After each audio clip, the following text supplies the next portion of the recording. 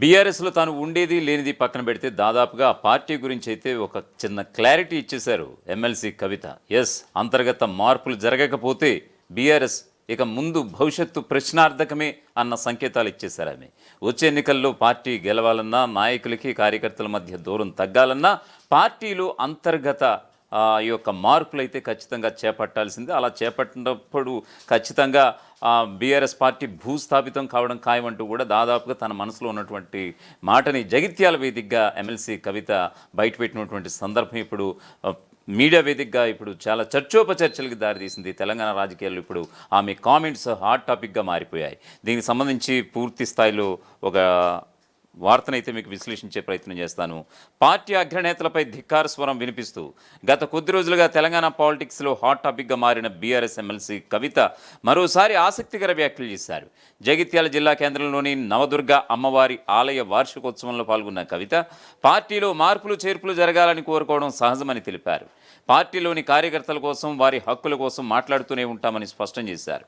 Party బతకాలి అంటే మార్పులు కావాలని ఇంట్రెస్టింగ్ కామెంట్ చేసిన కవిత ఇదే సమయంలో పార్టీ మీద ఎవరైనా దాడి చేస్తే కలిసికట్టుగా ఎదుర్కొంటామని పేర్కొన్నారు. బీఆర్ఎస్ పార్టీ అగ్రనేతలు కేసీఆర్, హరీష్ రావు, కేటీఆర్కు నోటీసులు ఇచ్చారని, ప్రజా సమస్యల నుండి దృష్టి మరల్చడం కోసమేనంటూ కూడా నోటీసులు ఇచ్చారని కూడా ఆమె ఆరోపించారు. ప్రభుత్వం ఇకనైనా డైవర్షన్ పాలిటిక్స్ మానుకోవాలని, అధికార పార్టీ దాడులను తిప్పికొడతామన్నారు. కేటీఆర్ ఏసీబీ విచారణ సందర్భంగా తెలంగాణ భవన్కి తాళం వేయడాన్ని తీవ్రంగా ఖండిస్తున్నామని తెలిపారు కవిత. రైతులు, విద్యార్థులు, నిరుద్యోగులకు ఇచ్చిన హామీలను అమలు చేయడం లేదని విమర్శించారు. రాష్ట్రంలో రైతన్నలు రైతు భరోసా కోసం ఎదురు చూస్తున్నారని తెలిపారు. ఏ పార్టీ అయినా పార్టీలో ఉన్న లోపాలను ఖచ్చితంగా మాట్లాడుకుంటారు, సవరించుకుంటారు, ముందుకు పోతారు. కానీ మా పార్టీలో ఉన్న ఏ ఒక్క నాయకుడి మీదకి అవతలోడు దాడికి వస్తే ఖచ్చితంగా మేమందరం ఒకరికొకరు అండగా నిలబడి కాపాడుకుంటాం. అలా పెద్ద విశేషం ఏం లేదు. పార్టీలో ఉన్న కార్యకర్తల కోసం, వారి హక్కుల కోసం ఖచ్చితంగా మాట్లాడతాం. ఇంటర్నల్గా పార్టీలో జరగాల్సినటువంటి మార్పులు చేర్పులు జరగాలని కోరుకుంటాం. అందులో పెద్ద తప్పు లేదు. అది జరగకపోతే పార్టీలు ముందుకు పోవడం కూడా ఉండదు. కాబట్టి దానికి దీనికి ముడిపెట్టాల్సిన అవసరం లేదు.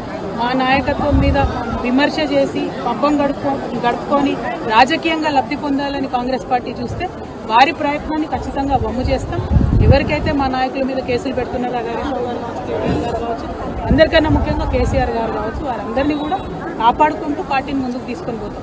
అంతర్గతంగా మాట్లాడుకుంటాం. కవిత ఇలాంటి స్టేట్మెంట్స్ ఇప్పుడేం కొత్తమే కాదు, గతంలో కూడా ఇలాంటి స్టేట్మెంట్స్ చేశారు. అలాగే మరొక వైపు లేఖాస్త్రం సంధించి గులాబీ పార్టీలో కవిత సునామీ సృష్టించారు.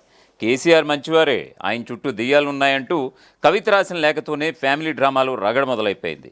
ఇక అక్కడి నుంచే కవిత వేరుకుంపటి ప్రారంభించారు. దాని పేరే జాగృతి. ఒకవైపు తాను బీఆర్ఎస్లో ఉంటాను అంటూనే మరోవైపు జాగృతి, బీఆర్ఎస్ తనకు రెండు కళ్ళ లాంటివని చెప్పడం ద్వారా తన కుంపటి తనదే అనే సంకేతాలు ఇచ్చారు కవిత. అంతేనా, తన సొంత అన్న కేటీఆర్ని పరోక్షంగా టార్గెట్ చేయడం ద్వారా ఆమె యుద్ధం ఎవరిపై అనే దానిపై కూడా క్లారిటీ వచ్చేసింది. కవిత ఓ విషయాన్ని సరిగ్గా అర్థం చేసుకోలేదని రాజకీయ విశ్లేషకులు అంటున్నారు. కేసీఆర్ తర్వాత ఆ పార్టీ వారసత్వ పగ్గాలు కేటీఆర్ చేతుల్లోకి వెళ్తున్నాయి. ఈ మార్పును బీఆర్ఎస్ శ్రేణులు కూడా స్వాగతిస్తున్నాయి. దీనికి విరుద్ధంగా ఏది జరిగినా కార్యకర్తలు సహించరు. కానీ కవిత సరిగ్గా అదే చేస్తున్నారు. పార్టీని రెండుగా చీల్చేలా ఆమె చేస్తున్న ప్రయత్నాలు కేసీఆర్కి తీవ్ర ఆగ్రహం తెప్పిస్తున్నాయనే ఊహాగానాలు అయితే వినిపిస్తున్నాయి. అందుకే ఇప్పటి వరకు ఆయన ఈ విషయంపై స్పందించనే లేదనేది రాజకీయ విశ్లేషకుల వాదన. కవిత ఓ విషయాన్ని సరిగ్గా అర్థం చేసుకోలేదని రాజకీయ విశ్లేషకులు అంటున్నారు. కేసీఆర్ తర్వాత పార్టీ వారసత్వ పగ్గాలు కేటీఆర్ చేతిలోకి వెళ్తున్నాయి. ఈ మార్పును బీఆర్ఎస్ శ్రేణులు కూడా స్వాగతిస్తున్నాయి. దీనికి విరుద్ధంగా ఏది జరిగినా కార్యకర్తలు సహించరు. కానీ కవిత సరిగ్గా అదే చేస్తున్నారు. పార్టీని రెండుగా చీల్చేలా ఆమె చేస్తున్న ప్రయత్నాలు కేసీఆర్కి తీవ్ర ఆగ్రహం తెప్పిస్తున్నాయనే ఊహాగానాలు వినిపిస్తున్నాయి. అందుకే ఇప్పటి వరకు ఆయన ఈ విషయంపై స్పందించలేదనేది రాజకీయ విశ్లేషకుల వాదన. ఇటీవల కాళేశ్వరం కమిషన్ ముందు విచారణకు హాజరయ్యేందుకు కేటీఆర్ బయలుదేరారు. అదే సమయంలో ఎర్రవల్లి ఫామ్ హౌస్కు వెళ్ళి తండ్రిని ఓదార్చాలని కవిత ప్లాన్ చేసుకున్నారు. కానీ అప్పుడు తనను కలిసేందుకు కేసీఆర్ ఛాన్స్ ఇవ్వలేదు. ఆయన కలుద్దామని మెట్లు ఎక్కి వెళ్ళబోయిన కవిత ఆయన లిఫ్ట్లో కిందకు వస్తున్నారని తెలుసుకున్నారు. కింద కలుద్దామనుకుంటే లిఫ్ట్ నుంచి బయటకు వచ్చిన కేసీఆర్ ఇతర నేతలతో మాట్లాడుతూ వెళ్ళిపోయారే తప్ప కవిత వైపు చూడనేం లేదు. తద్వారా ఆమె తీరును కేసీఆర్ తప్పుపట్టినట్లయింది. ఆమె చర్యలు పార్టీకి అభ్యంతరకరమని కేసీఆర్ చెప్పినట్లయింది. కాళేశ్వరం కమిషన్ నోటీసులను వ్యతిరేకిస్తూ తన తండ్రికి సపోర్టుగా ఇందిరా పార్కులో ధర్నా చేసిన కవిత ఆ తర్వాత నిజామాబాద్ నియోజకవర్గంలో కూడా కొంత హడావిడి చేశారు. కానీ ఎక్కడ కూడా బీఆర్ఎస్ కార్యకర్తలు మాత్రం ఆమెకు సపోర్టుగా కలవలేదు. ఎక్కడా బీఆర్ఎస్ జెండా కనిపించలేదు. పాల్గొన్న వారంతా జాగృతి సభ్యులే. దాంతోనే తనకు పార్టీ సపోర్ట్ లేదని కవితకు అర్థమైపోయింది. ఇప్పుడు ఆమెకు మరో పెద్ద షాకింగ్ వ్యూహం ఎదురైంది. ఇది మరో సమస్యగా సవాల్ విసురుతోంది. తండ్రి తరఫున ఆందోళన చేసిన కవిత కేటీఆర్ తరఫున కూడా ధర్నా చేస్తారా అనే ప్రశ్న బీఆర్ఎస్ వర్గాల నుంచి వస్తోంది. ఎందుకంటే తాజాగా ఏసీబీ నుంచి మరోసారి కేటీఆర్కి నోటీసులు వచ్చాయి. ఫార్ములా 1 రేస్ కేసులో ఈ నోటీసులు వచ్చాయి. జూన్ 16న ఉదయం 10 గంటలకు, అంటే ఈరోజు ఉదయం 10 గంటలకు తమ ముందుకు రావాలని ఏసీబీ తెలిపింది. ఇలాంటి వాటికి భయపడే ప్రసక్తే లేదని కేటీఆర్ చెప్పారు. మరి ఈ నోటీసులను వ్యతిరేకిస్తూ కవిత ధర్నా చేస్తారా, తన అన్నయ్య తరపున ఆందోళన చేస్తారా అనే ప్రశ్నలు పార్టీ వర్గాల నుంచి అయితే వస్తున్నాయి. తండ్రి తరపున ఆందోళన చేసిన కవిత కేటీఆర్ తరపున కూడా ధర్నా చేస్తారనే ప్రశ్న బీఆర్ఎస్ వర్గాల నుంచి వస్తోంది. ఎందుకంటే తాజాగా ఏసీబీ నుంచి మరోసారి కేటీఆర్కి నోటీసులు వచ్చాయి. ఫార్ములా కార్ రేస్ కేసులో ఈ నోటీసులు వచ్చాయి. ఈరోజు ఉదయం 10 గంటలకు తమ ముందుకు రావాలని ఏసీబీ వెల్లడించింది. ఇలాంటి వాటికి భయపడే ప్రసక్తే లేదని కేటీఆర్ చెప్పారు. ఈ నోటీసులను వ్యతిరేకిస్తూ కవిత ధర్నా చేస్తారా, తన అన్నయ్య తరపున ఆందోళన చేస్తారా అనే ప్రశ్నలు పార్టీ వర్గాల నుంచి వస్తున్నాయి. కవిత వేరుకుంపట్ లాంటిది పెట్టినా తాను బీఆర్ఎస్లోనే ఉంటున్నానని అంటున్నారు. పైగా తన తండ్రికి అన్యాయంగా నోటీసులు పంపిస్తే దాన్ని వ్యతిరేకిస్తూ కేటీఆర్ లాంటి వారు ధర్నాలు చేయట్లేదని కవిత పేరు చెప్పకుండా ఆరోపించారు.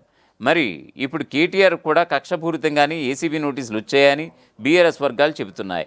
మరి ఆయనకు సంఘీభావంగా కవిత ధర్నాకి దిగుతారా అనే ప్రశ్నలు ఆ పార్టీ శ్రేణుల నుంచి వస్తున్నాయి. ఇది ఆమెకు సమస్యగా మారుతోంది. కవిత కనుక కేటీఆర్ తరఫున ధర్నా చేయకుంటే ఆమె పక్షపాత వైఖరితో వ్యవహరిస్తున్నారని, తన అన్నయ్యపై ద్వేషంతోనే ధర్నా చేయట్లేదని బీఆర్ఎస్ వర్గాలు భావించే ప్రమాదం ఉంది. అలాగని ధర్నా చేస్తే అప్పుడు ఆమె పార్టీలో భాగమైనట్లే అవుతుంది. కానీ అలా అవ్వడం ఆమెకి ఇష్టం లేదని ఆమె తాజా నిర్ణయాలు చూస్తే అర్థమవుతోంది. ఇలా ధర్నా చేసినా చేయకపోయినా కవితకు రాజకీయ సవాళ్లే ఎదురవుతున్నాయి. ఆమె పరిస్థితి ముందు నుయ్యి వెనక గొయ్యి అన్నట్లుగా మారుతోంది. ఇలా అసలే పార్టీకి దూరమైనట్లు కనిపిస్తున్న కవితకు ఈ పరిణామాలు రాజకీయంగా ఆమెను ఒంటరి చేస్తున్నాయనే అభిప్రాయం పొలిటికల్ సర్కిల్స్లో బాగా వినిపిస్తోంది. కవిత గనక కేటీఆర్ తరఫున ధర్నా చేయకపోతే ఆమె పక్షపాత వైఖరితో వ్యవహరిస్తున్నారని, తన అన్నయ్యపై ద్వేషంతోనే ధర్నాలు చేయట్లేదని బీఆర్ఎస్ వర్గాలు భావించే ప్రమాదం ఉంది. అలాగని ధర్నా చేస్తే అప్పుడు ఆమె పార్టీలో భాగమైనట్లు అవుతోంది. కానీ అలా అవ్వడం ఆమెకి ఇష్టం లేదని ఆమె తాజా నిర్ణయాలు చూస్తే అర్థమవుతోంది. ఇలా ధర్నా చేసినా చేయకపోయినా కవితకు రాజకీయ సవాళ్లే ఎదురవుతున్నాయి. ఆమె పరిస్థితి ముందు నుయ్యి వెనక గొయ్యి అన్నట్లుగా మారుతోంది. ఇలా అసలే పార్టీకి దూరమైనట్లు కనిపిస్తున్న కవితకు ఈ పరిణామాలు రాజకీయంగా ఆమెను ఒంటరి చేస్తున్నాయనే అభిప్రాయం పొలిటికల్ సర్కిల్స్లో వినిపిస్తోంది. అసలైన తొలి వెలుగు. ఫాలో వాట్సాప్ @తొలి వెలుగు official.